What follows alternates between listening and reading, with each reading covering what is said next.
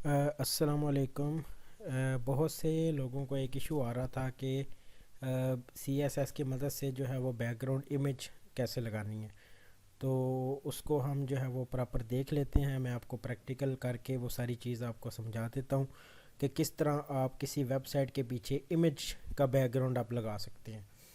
Colour का background तो हमने देख लिया हुआ है कि बैकग्राउंड कलर किस तरह सेट करना है, मगर इमेज का काफ़ी लोगों को इशू आ रहा था, तो वो मैं आपको समझा देता हूँ। सिंपल आपको लेक्चर नंबर 10 में, बल्कि 9 में जो है वो हमने देखा था कि सी एस एस की मदद से जो है वो आप बैकग्राउंड की इमेज जो है वो कैसे लगा सकते हैं। तो सबसे पहले आपने सी एस एस बैकग्राउंड को ओपन करना है। इसी का कोड की एग्जांपल हम देखेंगे। और सबसे पहले तो ये C S S background image की प्रॉपर्टी के ऊपर आपने डायरेक्ट चले जाना है। तो आप ये देख सकते हैं कि बैकग्राउंड की प्रॉपर्टी, तो इसी एग्जांपल का जो है वो हम प्रैक्टिकल करते हैं। जैसा कि मैं आपको बता चुका हूँ कि अगर जब तक आप जो है वो प्रॉपर उसका पाथ सेट नहीं करेंगे इमेज का, तब तक वो इमेज जो है वो नहीं लगेगी आपकी। सिंपल आपने क्या करना है, इस कोड को आपने कॉपी करना है और फिर हम इस कोड को भी जो है वो बाकायदा हम समझ लेते हैं। तो मैंने ऑलरेडी एक इमेज जो है वो डाउनलोड की है। इस इमेज का नाम है डाउनलोड और इसकी एक्सटेंशन है डॉट पी एन जी। तो इसको जो है वो हम इम्प्लीमेंट करेंगे। पहले हम इसके कोड की तरफ चलते हैं ताकि जो भी कन्फ्यूजन आ रही है वो कन्फ्यूजन जो है वो हमारी ख़त्म हो जाए। तो सबसे पहले मैंने एक क्लास भी आप बना सकते हैं। ज़रूरी नहीं कि आप जो है वो डायरेक्ट ही टैग को लिखें, क्लास बना के भी आप जो है वो उसको कर सकते हैं। अगर आप बॉडी अगर आप बॉडी के नाम से ही एक क्लास बना लेते हैं तो फिर आपको क्लास को डिक्लेयर करने की ज़रूरत नहीं है। और सिंपल आपने एक सी एस एस की प्रॉपर्टी का इस्तेमाल करना है बैकग्राउंड इमेज का।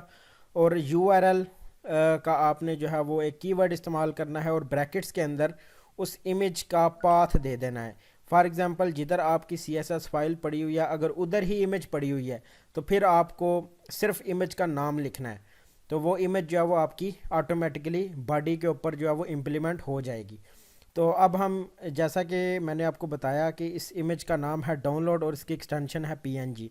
तो इसका आपने ध्यान रखना है। मुझे लगता है कि बहुत सारे स्टूडेंट्स को यही इशू आया होगा कि उन्होंने नाम नहीं सही लिखा होगा इमेज का, जिसकी वजह से वो इमेज जो है वो इम्प्लीमेंट नहीं हुई।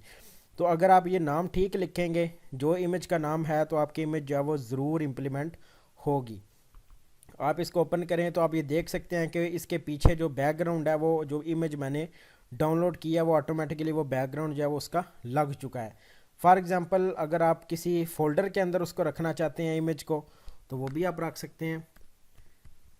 फॉर एग्ज़ाम्पल मैंने एक फ़ोल्डर क्रिएट किया है, उस फोल्डर के अंदर जो है वो मैं अपनी इमेज जो है वो रख देता हूँ। इमेज का नाम भी मैं चेंज करके आपको जो है वो बता देता हूँ कि नाम भी आप अपनी मर्ज़ी से चेंज कर सकते हैं। फॉर एग्ज़ाम्पल इसका मैं नाम जो है वो रख देता हूँ पाक सॉफ्ट और इसकी एक्सटेंशन है पीएनजी। एक्सटेंशन का ध्यान आपने ज़रूर रखना है क्योंकि एक्सटेंशन के बगैर भी आपकी इमेज जो है वो इम्प्लीमेंट नहीं होगी। अब इसका पाथ क्या है कि एक जिधर फाइल पड़ी हुई है, ये आपने ध्यान रखना है। फाइल पड़ी हुई है डेस्कटॉप के ऊपर और जिधर फाइल पड़ी हुई है उधर ही एक फ़ोल्डर है जिसके अंदर पाकसॉफ्ट डॉट पी एन जी की इमेज पड़ी हुई है। तो अब हम इसके कोड के अंदर जाके इसको सेट करते हैं प्रॉपर पाथ को। अब आपने क्या करना है, सिंपल इधर लिखना है इमेज और आगे स्लैश के आगे जो भी उसका नाम है, इमेज का नाम क्या था, पाकसॉफ्ट डॉट पी एन जी। तो मैंने इधर इमेज का नाम लिख दिया और अब मैं इसको सेव करता हूँ। अब इसको हम जो वो रन करके देखते हैं तो आप देख सकते हैं कि ये दोबारा बिल्कुल करेक्ट तरीके से जो है वो ये रन हो रही है। इस तरह आपने जो है वो इमेज का वो एक पाथ जो है वो सिलेक्ट करना है, तो आपकी इमेज जो है वो बिल्कुल ठीक तरीके से इम्प्लीमेंट हो जाएगी। अगर आपने ऑनलाइन उसका लेना है, फॉर एग्ज़ाम्पल ऑनलाइन यूआरएल भी आप इस इमेज का दे सकते हैं। फॉर एग्ज़ाम्पल कोई भी इमेज जो है वो इधर मैं उसको सर्च करता हूँ, किसी फ्लावर की इमेज जो है वो हम देख लेते हैं। तो इधर आपको एक आ रहा होगा copy image address. Copy image address को आपने क्लिक करना है तो इमेज का जो एड्रेस है वो कॉपी हो जाएगा। سمپل آپ نے اس کوڈ کے اندر جانا ہے، تو ادھر آپ نے وہ ایڈریس جو ہے وہ امیج کا لکھ دینا ہے۔ تو اب یہ ایڈریس جو ہے وہ امیج کا میں نے لکھ دیا ہے۔ اب ہم اس کو رن کر کے چیک کرتے ہیں۔ اب یہ دیکھ سکتے ہیں کہ جو آن لائن امیج کا ایڈریس تھا اس کی بیس پہ جو آن لائن امیج بھی جو ہے وہ امپلیمنٹ ہو چکی ہے۔ اب امید ہے کہ آپ کو یہ ساری کنفیوژن جو ہے وہ کلیئر ہو گیا ہوگا۔ کوئی بھی کویسچن ہے تو آپ دوبارہ میرے سے پوچھ سکتے ہیں۔